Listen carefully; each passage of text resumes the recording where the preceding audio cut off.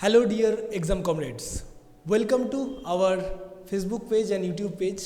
সবাইকে স্বাগত।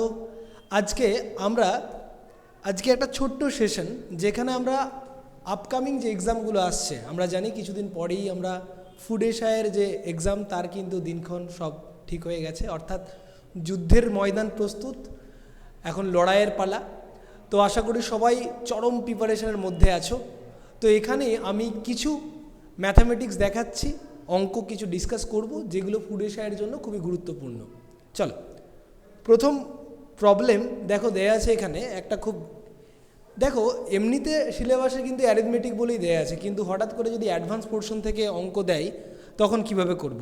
Advance portion বলতে গেলে ধরো মেনসুরেশন, জ্যামিতি, এই ধরনের মেনসুরেশনের অঙ্ক কিন্তু প্রায় আসছে পরীক্ষায়, এবং এখানেও কিন্তু তার অন্যতা হবে না এটুকু আশা করা যায়, অর্থাৎ মেনসুরেশন কিন্তু আসতে চলেছে। চলো, মেনসুরেশনের কি অঙ্ক দেয়া আছে, বলছে 60 মিটার লম্বা এবং 40 মিটার চওড়া একটি আয়তাকার পার্কের মাঝখানে একটি কংক্রিটের ক্রস রোড রয়েছে। পার্কের বাকি অংশ লন হিসাবে ব্যবহার করা হচ্ছে। লনের ক্ষেত্রফল যদি 2109 বর্গমিটার হয় তাহলে রাস্তার প্রস্থ কত, মানে রাস্তাটা কত মিটার চওড়া, এটা জানতে চাওয়া হয়েছে। তো এটাকে আমরা কিভাবে সলভ করতে পারি, ধরো এটা হচ্ছে আমাদের আয়তাকার লন, ওকে, এটা আয়তাকার পার্কটা দেয়া আছে, তার মাঝখানে অর্থাৎ এরকমভাবে এই রাস্তাটা দেয়া আছে, ঠিক মাঝখানে এরকম একটা রাস্তা দেয়া আছে। তাহলে এই রাস্তায় যদি আমার লন থাকে, অর্থাৎ এইটা হচ্ছে আমার রাস্তা, এই রাস্তাটা যদি থাকে তাহলে এই বাকি যেটা আছে রাস্তা বাদে বাকিটা, অর্থাৎ ধরো এই যে এই পার্টটা, এই পার্টটা, এই পার্টটা, এই পার্টটা লন হিসাবে কিন্তু কনসিডার করা হয়েছে, ওকে। তো এই লনের ক্ষেত্রফল দেওয়া আছে কত, 2109। তাহলে বলো তো এই চারটে মিলে যদি 2109 হয় তাহলে রাস্তার ক্ষেত্রফল কত। তাহলে প্রথম কাজ হবে আমাদেরকে রাস্তার ক্ষেত্রফলটা বার করা। তাহলে মনে রাখবে রাস্তার ক্ষেত্রফল কিভাবে বার করব, রাস্তার ক্ষেত্রফল কত হবে, রাস্তার ক্ষেত্রফল কত হবে, দেখতে পাচ্ছি আমি যে লনের ক্ষেত্রফল দেয়া আছে এত। তাহলে বলো তো এমনিতে এই যে পুরো আয়তক্ষেত্রটা দেয়া আছে তার ক্ষেত্রফল কত, এর পরিধি বলেছিল, এর এর এর দৈর্ঘ্য বলেছিল 60, প্রস্থ বলেছিল কিন্তু 40, তাহলে এর ক্ষেত্রফল ছিল কত এমনিতে 2400। তাহলে রাস্তার ক্ষেত্রফল বার করতে গেলে পুরোটার ক্ষেত্রফল থেকে যদি লনের ক্ষেত্রফলটা বিয়োগ করে দিই তাহলেই হয়ে যাবে, তাই না। তাহলে রাস্তার ক্ষেত্রফল হচ্ছে 2400 মাইনাস 2109, তাহলে অ্যান্সার হয়ে যাচ্ছে কত, বিয়োগ করে দাও, তাহলে কত হচ্ছে, বিয়োগ করে দিলে দেখতে পাবো এখানে পাবো 91, হাতে রয়েছে কত 1, এখানে 1 অর্থাৎ 291। এটা কি কার ক্ষেত্রফল, এটা হচ্ছে রাস্তার ক্ষেত্রফল। আমি যদি রাস্তার চওড়া ধরে নিই, রাস্তাটি কত মিটার চওড়া, আমি যদি ধরে নিই রাস্তাটি এক্স মিটার চওড়া, ওকে, এই রাস্তাটি যদি আমি এক্স মিটার চওড়া ধরে নিই, এটা যদি এক্স মিটার আমি ধরে নিই তাহলে ইজিলি কীভাবে এখান থেকে করে নিতে পারি, দেখো ধরো এইটা পার্টটা আমি যদি এক্স ধরে নিই, তাহলে মনে রাখবে যদি এরকম পরিস্থিতি হয়, এটা যদি আমার লেন দেয়া থাকে এল, এটা যদি ব্রেথ বি দেয়া থাকে এবং রাস্তাটা যদি এক্স মিটার চওড়া হয়, তাহলে রাস্তার ক্ষেত্রফল কত হয়ে যায়, সবসময় মনে রাখবে এখানে একটা ফর্মুলা আছে, সেটা হচ্ছে কি x into L plus b minus x, এটা হচ্ছে ক্রস রোডের ক্ষেত্রফল। ক্রস রোড অর্থাৎ এরকম যদি রাস্তা থাকে তার ক্ষেত্রফলের সূত্র হচ্ছে যদি এক্স মিটার চওড়া হয়, এল যদি দৈর্ঘ্য হয়, বি যদি প্রস্থ হয়, x into b l plus b minus x equal to হয়ে যাচ্ছে কত 291, ওকে। তাহলে এখানে এক্সের ভ্যালু চেয়েছে আর আমরা এল আর বি এর ভ্যালু জানি কত 60 আর 40, তাহলে সেটা বোস করি দাও, 60 আর 40 যোগ করলে নিশ্চয়ই হবে 100 মাইনাস এক্স ইকুয়াল টু দেখতে পাচ্ছি কত 291। তাহলে আমি এখান থেকে দেখতে পাচ্ছি এক্স স্কোয়ার, আমি একদিকে নিয়ে যাচ্ছি সব, minus x square plus 100x minus 291 equal to 0। তো এটাকে যদি আমি আরও একটু ভেঙে নিই কত পাবো আমরা, x square minus 100x minus 291, এটা প্লাস হয়ে যাবে ইকুয়াল টু 0। তাহলে এটা কতভাবে আমি মিডিল টার্ম করবো, এটাকে লিখতে পারি 97x minus 3x plus 291 equal to 0। যদি আমরা x কমন নিই কত পেয়ে যাবো আমরা, x মাইনাস 97, আর এটা 3 কমন নিলে 97, ওকে। 3 7 21, 3 9 27 28, 3 9 27 2 29, ওকে। তাহলে কত পাচ্ছি আমরা? একটা পাচ্ছি এক্সের ভ্যালু, একটা পাচ্ছি, তাহলে এক্সের ভ্যালু একটা পাচ্ছি আমি কত 97, আর এক্সের আরেকটা ভ্যালু পাচ্ছি 3। দেখো এক্সের ভ্যালু 97 হতে পারে না, কেন? দেখো এইটা বলেছে কত, এর দৈর্ঘ্য বা প্রস্থ একটা 40 একটা 60, তাহলে তার থেকে কি রাস্তাটা বেশি হতে পারে 97? হতে পারে না, ইম্পসিবল। তাহলে অ্যান্সার হয়ে যাচ্ছে রাস্তার মাপ কত 3 মিটার, অ্যান্সার হয়ে যাচ্ছে 3 মিটার, অর্থাৎ option a will be correct answer. Clear? আশা করি বুঝতে পেরেছ। চলো দেখে নিচ্ছি পরের অঙ্কে কী দেওয়া রয়েছে।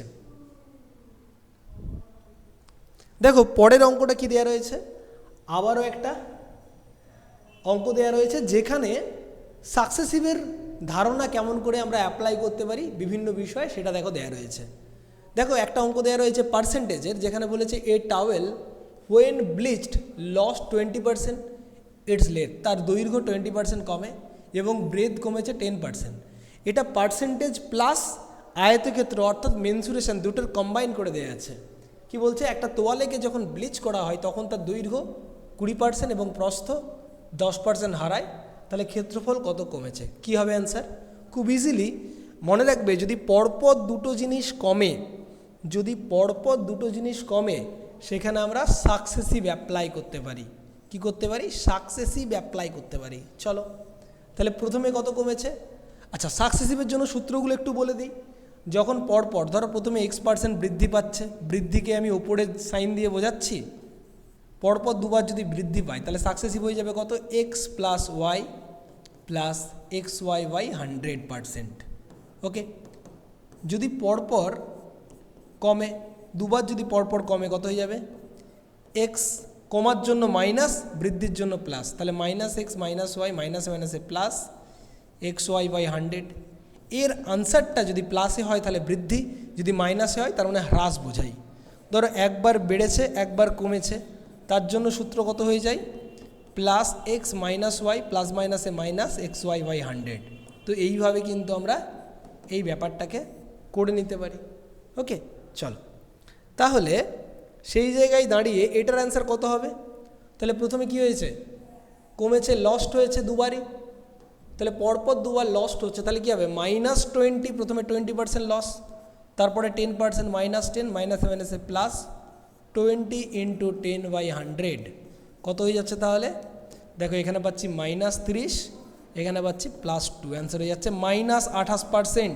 এই মাইনাস সাইন দিয়ে কি বলছি আমরা, মাইনাস দিয়ে আমি কমেছে এটা বোঝাবো, তাহলে অ্যান্সার হয়ে যাচ্ছে 28%। ক্লিয়ার? 28%। আশা করি বুঝতে পেরেছো। পুরুষায়ের জন্য এই ধরনের অঙ্ক কিন্তু খুবই গুরুত্বপূর্ণ হতে চলেছে, তো এটা কিন্তু মাথায় রেখো। চলো পরবর্তী অঙ্ক দেখো কি বলা আছে। দেখো এখানে কি দেয়া রয়েছে, এখানে দেয়া রয়েছে 11 জন কর্মচারীর, এখানে একটা অ্যাভারেজ, আমি 5খানা অঙ্ক নিয়েছি, 5খানা আলাদা আলাদা টাইপের নিয়েছি। দেখো কি বলেছে, 11 জন কর্মচারী এবং বসের গড় বেতন বলেছে 18,000 টাকা। তাহলে বসের বেতন কত হবে যদি বসের বেতন বাদ দিয়ে গড় হয় 1000 টাকা। তাহলে বুঝতে হবে কি বলেছে, প্রথমে 11 জন কর্মচারী প্লাস বস, অর্থাৎ টোটাল 12 জনের অ্যাভারেজ ছিল কত টাকা, 18,000 টাকা। কারেক্ট। তারপরে কি হয়েছে, বসকে বাদ দিচ্ছে, দিয়ে 11 জনের অ্যাভারেজ দেখতে পাচ্ছি আমাদের হয়ে গেছে কত, 1000 টাকা কমে গেছে, অর্থাৎ 17,000 টাকা। তাহলে বসের বেতন কত ছিল সেটা আমাদেরকে জানতে হবে। আচ্ছা, একটা বেসিক সেন্স বলো, মোট 12 জনের ছিল কত, 18, 11 জনের হয়েছে কত, 1000 টাকা কমে গেছে মানে 17,000। তাহলে বলো বসের বেতনও যদি 18,000 টাকাই থাকতো, ওকে, তাহলে কি তার কমতো না। ভালো করে বুঝো, আমি বলছি বসের বেতন 18,000 গড় ছিল, বসের বেতন যদি 18,000ই হতো, তাহলে এখান থেকে 18,000 বাদ দিলে তাহলে কি অ্যাভারেজ কমতো না। তার মানে এটাই যে বসের বেতন নিশ্চয়ই আরও বসের বেতন যদি দেখো 12 জনের ছিল কত 11 জন কর্মচারী এবং বসের বেতন ছিল কত 18,000 টাকা। তাহলে বসের বেতন যদি আমি বাদ দিই, বসের বেতন কত হবে, যদি বসের বেতন বাদ দিয়ে গড় বেতন 1000 টাকা কমে যায়, তাহলে বসের বেতনের কম হলে, অর্থাৎ যদি বসের বেতনটা বাদ দিই 18,000 টাকা বাদ দিই, তাহলে কিন্তু 18,000ই থাকতো, কিন্তু কমে গেছে কত, এক এক করে কমে গেছে। এই এক এক করে কতজন কমে গেছে, 1000 করে কতজনের কমেছে, তাহলে বসের বেতন নিশ্চয়ই 18,000-এর থেকে কিছু বেশি, তার জন্য প্রত্যেকের 1000 করে কমেছে। তাহলে কতজনের 1000 করে কমেছে, 11 জনের 1000 করে কমেছে। তাহলে বসের বেতন 18,000 তো ছিল, তার সঙ্গে আরও কত বেশি ছিল, নিশ্চয়ই 11,000 বেশি ছিল, সেই জন্য প্রত্যেকের 1000 করে আরও কমেছে, তাই না? তাহলে বসের বেতন কত অ্যাকচুয়ালি 18,000 প্লাস আরও 11,000, তাহলে কত হয়ে যাচ্ছে 29,000 টাকা হচ্ছে বসের বেতন, অর্থাৎ অপশান ডি হয়ে যাচ্ছে আমাদের কারেক্ট অ্যান্সার। 12 জনের 18 ছিল, যদি বসেরও 18 থাকতো তাহলে তো কমতো না, তাহলে 18 তো নিচ্ছে, আরও কত এক্সট্রা নিয়ে গেছে, তার জন্য প্রত্যেকের 1000 করে কমেছে। তাহলে মোট 11 জনের 1000 কমেছে, মানে কত কমেছে 11,000 কমেছে, তাহলে আরও 11,000 এক্সট্রা ছিল। ক্লিয়ার, বুঝতে পেরেছো? চলো পরের টাইপটা দেখি। দেখো পরেরটা কি বলেছে, বলছে ইন অ্যান এক্সামিনেশন, একটা পরীক্ষায় a student asked to find 7/19 of a certain number, by mistake he found 19/7। কোনো একটা পরীক্ষায় একজন ছাত্রকে নির্দিষ্ট নাম্বারের 7/19 বের করতে বলেছে, কিন্তু ভুল করে সে 19/7 বার করেছে। তাহলে তার সঠিক উত্তরের চেয়ে এখন 624-এ বেশি পাচ্ছে, তাহলে প্রদত্ত নাম্বার কত? কিভাবে করব আমরা? খুব বেসিক জিনিস। তাহলে এটা ছিল নাম্বারটা, ধরো মনে করো এটা ছিল নাম্বার, এটা ছিল আমার নাম্বারটা, এই নাম্বারটাকে 7/19 দিয়ে গুণ করতে বলেছিল, অর্থাৎ এই নাম্বারটাকে 7/19 দিয়ে গুণ করলে এটা হতো ঠিক, কিন্তু ভুল করে এই নাম্বারটাকে গুণ করে ফেলেছিল কত দিয়ে, 19/7 দিয়ে, তাহলে এখন হয়ে গেছে ভুল। এটা করলে রাইট হতো, এখানে হয়েছে কত রং। তাহলে কি ব্যাপার হয়েছে, এখানে যে নাম্বার ছিল 7/19 দিয়ে গুণ করলে ঠিক পেত, ভুল করে 19/7 দিয়ে করেছে, ফলে রং হয়েছে। তাহলে কি করব, আমরা একটা নাম্বার ধরে নেব। নাম্বারটা কত ধরবো, নাম্বারটা এমন একটা নাম্বার ধরবো যেটা 19 এবং 7 এই দুটোকে কমপ্লিটলি কী করে, 19 এবং 7 এই দুটোকে কমপ্লিটলি ডিভাইড করে। তাহলে 19 এবং 7 দিয়ে ভাগ যায় কোন সংখ্যা, 19 গুণিত 7। আমি মনে করছি সংখ্যাটা ছিল হচ্ছে 19 গুণিত 7। ওকে, মনে করি সংখ্যাটা ছিল কত, 19 গুণিত 7, বা বলতে পারি 133 ছিল। 19 সাথে কত, 133, ধরে নিচ্ছি সংখ্যাটা ছিল 133। তাহলে 133কে যদি 7/19 দিয়ে গুণ করে তাহলে কত পেত, 7×7 = 54 ইউনিট। আমি ধরে নিচ্ছি সংখ্যাটা 133 ইউনিট, ঠিক আছে। তাহলে আগে ঠিক করলে হতো কত, 49 ইউনিট তার রেজাল্ট আসতো।